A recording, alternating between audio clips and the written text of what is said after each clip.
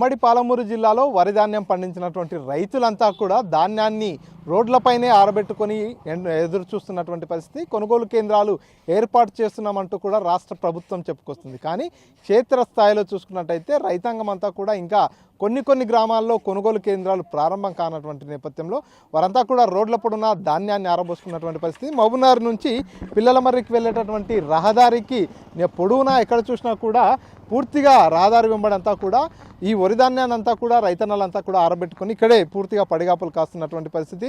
దాదాపుగా కొన్ని రోజుల తరబడి కూడా వారంతా ఇక్కడనే తమకు పండించినటువంటి ధాన్యాన్ని అంతా కూడా ఇక్కడే పండించుకొని ఎదురు చూస్తున్నటువంటి పరిస్థితి. రాష్ట్ర సర్కారు ఓవైపు ప్రతి గ్రామంలో కొనుగోలు కేంద్రాన్ని ఏర్పాటు చేస్తాం, అక్కడికే వచ్చేసి నేరుగా రైతుల దగ్గర నుంచి ధాన్యాన్ని కొనుగోలు చేస్తామని చెప్పుకొస్తుంది. అందులో భాగంగానే రైతన్నలంతా కూడా పండించిన ధాన్యంతో ఇక్కడ పడిగాపులు కాస్తున్నారు. మనతో పాటు స్థానికంగా రైతులు ఉన్నారు, వారితో మాట్లాడిద్దాం. అన్న, ఏం పేరు, ఎన్ని ఎకరాల్లో వరి పండించారు?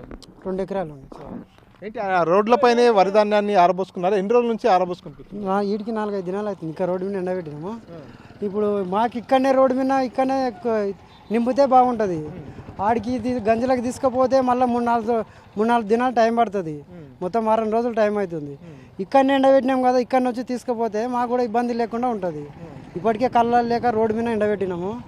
ఇక్కడ రోడ్డు మీద ఇక్కడ వచ్చి తీసుకుపోతే బాగుంటుంది అని అంటే ఏం చెప్తున్నారు వ్యవసాయ అధికారులు కానీ ఇంకెవరైనా వస్తున్నారా? ఇక్కడ కొనుగోలు కేంద్రం ప్రారంభిస్తామంటున్నారా లేకపోతే గంజికే రావాలంటారు? గంజికే రావాలంటారు. ఇక్కడైతే ఇంకా చెప్పలేదు, గంజికే తీసుకురామంటున్నారు. అంటే దాదాపుగా ఎంతమంది రైతులు ఉంటారు ఇక్కడ?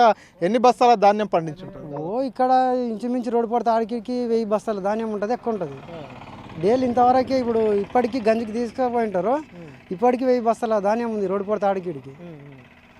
అంటే ఎందుకు, అంటే అధికారులు ఏం చెప్తున్నారు, ఎందుకు రావట్లేదు ఇక్కడికి? కొనుగోలు కేంద్రం ఎందుకు ఏర్పాటు చేయలేదు? ఏమో ఇంతవరకు అయితే చేయలేదు. చేస్తే బాగుంటుందని, మాకు కూడా ఇబ్బంది లేకుండా తిప్పలు లేకుండా ఉంటుందని. మీరు చెప్పండి, మీరు ఎన్ని ఎకరాల్లో వేశారు, ఎంత దిగుబడి వచ్చింది? 3 ఎకరాలు వేసినాము. ఎంత వచ్చింది దిగుబడి? 6 ట్రాక్టర్లు రావచ్చు. ఎన్ని రోజుల నుంచి ఇక్కడ ఆరబెట్టుకుని కూర్చున్నారు?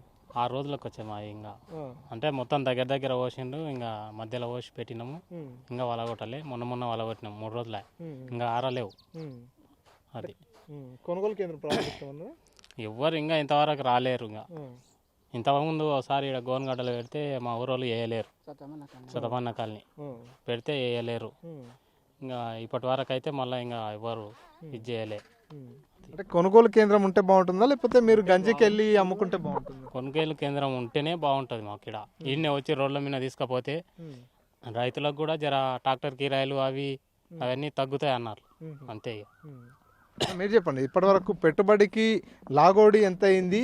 అదేవిధంగా ఇక్కడ నుంచి ట్రాన్స్పోర్ట్ చేయాలంటే ఎంత ఖర్చు అవుతుంది మీకు? గంజికి వెళ్ళాలంటే ఈ నుంచి 1200 అవుతుంది ట్రాక్టర్ కిరాయి. ఒక ట్రాక్టర్ ఇంకా ఎన్ని ట్రిప్పులు అయితే అన్ని ట్రిప్పులు. ఇక్కడ మాకు ఈయనే మంచి అయితేనేమో ఇప్పుడు ఈసారి గవర్నమెంట్ బోనస్తో ప్రకటిస్తుంది కాబట్టి మంచిగా బెనిఫిట్స్ ఉన్నాయని ఆడికేసుకోబోతుండ్రు. ఇక్కడ వస్తే మాకు కిరాయిలు మిగులుతాయి, అందరూ ఇస్తారు.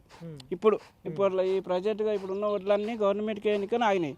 10 రోజులు ఆ రోడ్డు మీదనే ఉన్నాయి.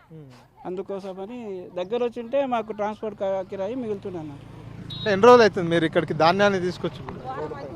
వారం పైన అయింది. తీసుకోబోతున్నారు, అట్లే తీసుకోబోతున్నారు. మళ్ళీ కొస్టోళ్ళు తీసుకొస్తున్నారు, అట్లే నిల్వ ఆగుతున్నారు. ఇక సంచులు ఆడ పోయి రాపిచ్చి చేసి అనే రకాల ఇక్కడనే స్థానికంగా వచ్చి లారీ తీసి ఈయన తూకం పెట్టి ఈయన తీసుకుపోతే మాకు ఇక రిస్క్ లేకుండా అన్నట్టు. గంజికి వెళ్తే గంజిలో కూడా మళ్ళీ వెయిట్ చేయాల్సి వస్తుంది, అక్కడ కూడా ఎదురు చూడాలి. ఆడ కూడా వెయిట్ చేయాల్సి వస్తుంది. 3-4 రోజులు, ఆడ 3 రోజులు 4 రోజులు అవుతుంది. అది లారీకి ఎత్తేంత వరకు మన జిమ్మదారే. లారీలో పడ్డేంత వరకు. మీరు ఎన్ని ఎకరాలు వరి చేశారు? ఎన్ని రోజుల నుంచి ఇక్కడ ఉన్నారు? మేము 8 రోజులే సార్.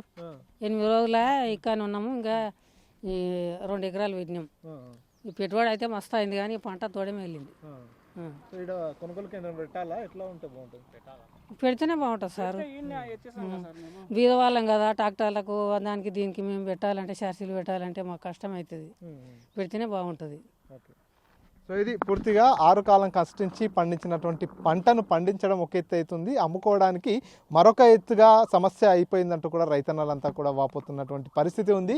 దాదాపుగా వారం రోజుల నుంచి రోడ్లపైనే పడిగాపులు కాస్తున్నాం. ఇప్పటివరకు కొనుగోలు కేంద్రాన్ని ఏర్పాటు చేయలేదు. ఇక్కడ నుంచి నేరుగా గంజికి మార్కెట్ ఏదైతే మార్కెట్కి తీసుకెళ్ళి అమ్ముకోవాలంటూ కూడా చెప్పుకుంటున్నటువంటి నేపథ్యంలో ఒకవేళ వ్యవసాయ మార్కెట్కి తీసుకెళ్ళి అమ్మాలంటే కూడా అక్కడ కూడా 3-4 రోజుల పాటు పడిగాపులు కాయాల్సినటువంటి పరిస్థితి ఉంది. కాబట్టి కాబట్టి ఇప్పటికైనా అధికారులు స్పందించి ఇక్కడ కొనుగోలు కేంద్రాన్ని ఏర్పాటు చేయాలి, నేరుగా రైతుల దగ్గర నుంచి ఇక్కడ నుంచే ధాన్యాన్ని కొనుగోలు చేయాలంటూ కూడా ఇక్కడ రైతన్నలంతా కూడా డిమాండ్ చేస్తున్నటువంటి పరిస్థితి ఉంది.